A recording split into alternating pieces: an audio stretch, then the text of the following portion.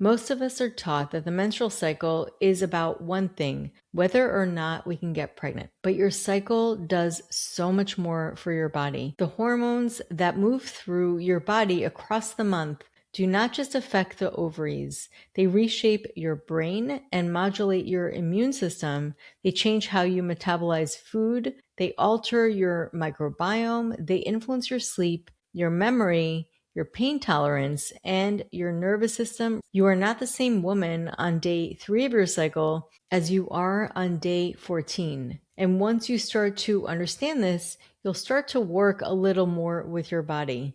I'm Michelle Orbitz, a fertility acupuncturist and host of the Wholesome Fertility Podcast. Today, we are going to walk through what your cycle is actually doing across your entire body and how to live in a way that honors that rhythm instead of overriding it.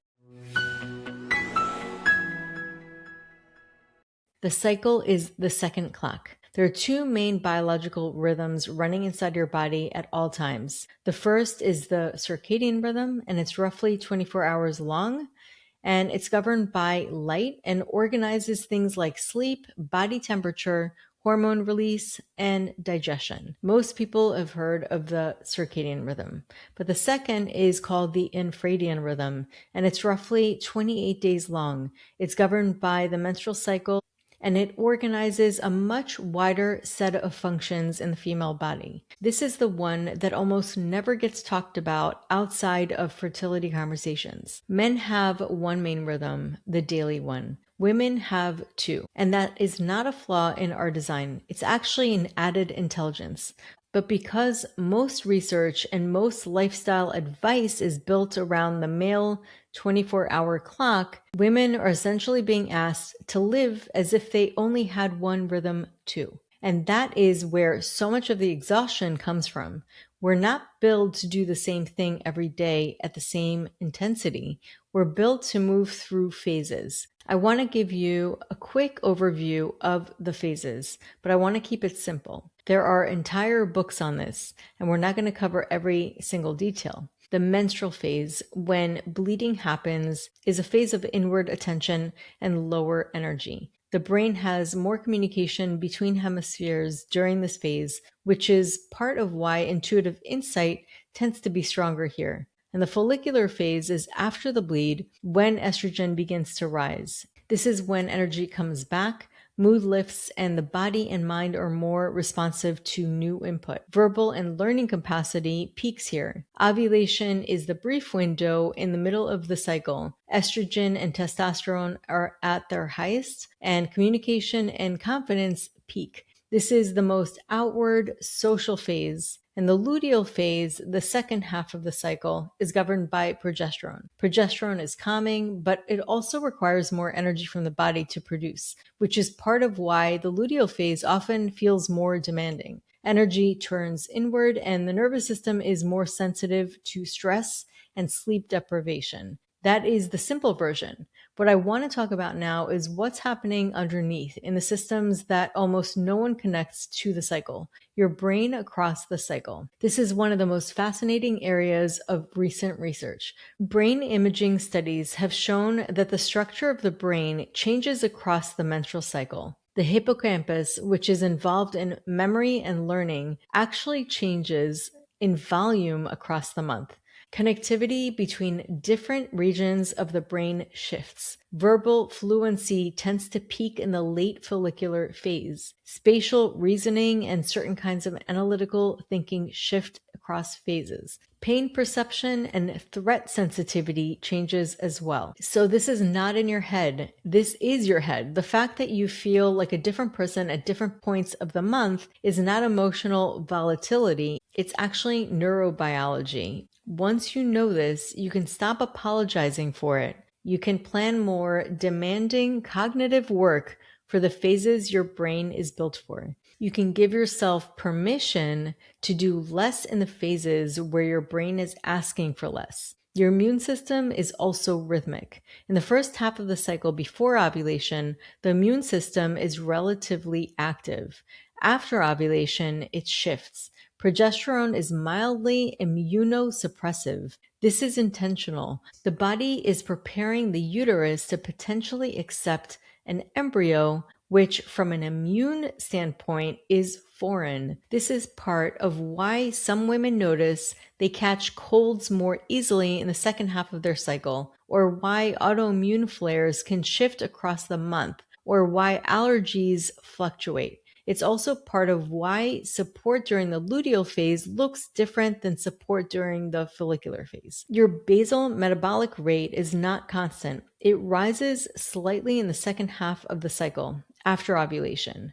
This is why some women feel hungrier during the luteal phase, and that's because they are. The body is burning more energy. Insulin sensitivity also shifts. Most women are more insulin sensitive in the follicular phase and slightly less so in the luteal phase. This means the same meal can produce different blood sugar responses depending on where you are in your cycle. Cravings in the luteal phase are not a failure of willpower. They are often a real sign of higher energy needs and shifting blood sugar regulation. Listening to those signals tends to work better than fighting them.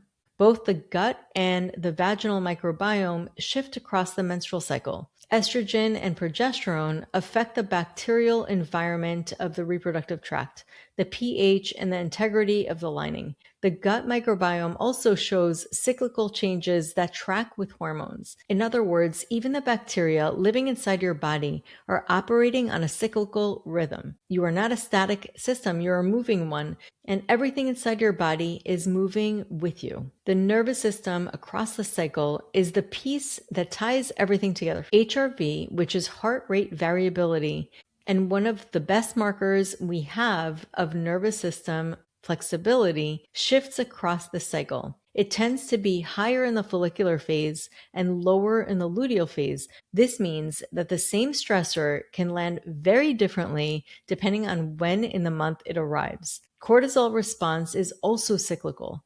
Sleep needs to change. Sensitivity to caffeine, to alcohol, to news, to conflict, all of it can shift. If you've ever felt like you handled something fine one week and then the same thing felt impossible the next, you're not unstable, you're not overreacting. Your nervous system is operating from a different baseline. The capacity is genuinely different. From a TCM perspective, this can look like the liver trying to prepare for the menstrual cycle in the luteal phase, and because it has more to focus on, it's not able to ensure the free flow of qi. And this can come out as more stress, less energy, more irritability. But knowing this can change how you plan your life, your work, and your rest. Why this matters, whether or not you're trying to conceive. I want to be clear about something. This understanding is not just for women in the fertility window. Your cycle is your operating system from your first period to menopause. It's your body's way of organizing energy, attention, repair, and creativity across the month. Working with it is not a fertility intervention. It's a way of living. And when you are trying to conceive specifically, this matters even more. Because optimizing the cycle is not just about ovulation, it's about whether your whole system is in a state of coherence, whether the brain, immune system, metabolism, microbiome, and nervous system are all running on a rhythm that supports new life. Fertility is not a single event, it's a whole body state. The cycle is the rhythm that creates that state.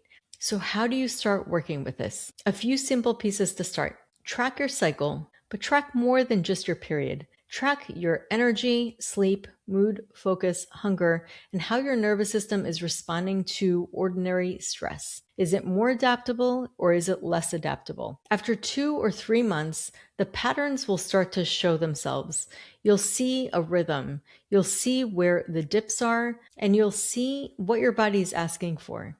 Match the work to the phase when you can. Bigger projects, harder workouts, social commitments in the follicular and ovulatory phases, slower work, restorative movement, more rest in the late luteal and menstrual phases. This is not always possible, but even partial alignment makes a difference. Eat in a way that responds to what your body is doing. More iron and warming foods around the bleed, more cruciferous vegetables and lighter meals in the follicular phase, and more complex carbohydrates and steady protein in the luteal phase when you need a little more energy and blood support. And most importantly, stop apologizing for being cyclical.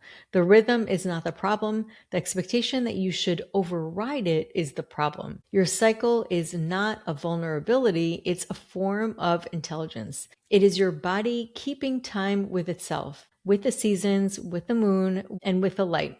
When you stop treating it as a problem and start treating it as information, everything changes. If this episode reframes something for you, share it with a woman in your life who needs to hear it. And if you're walking the fertility path right now, know that working with a cycle instead of against it is one of the most powerful things you can do. Thank you for joining me today, and I will see you in the next one.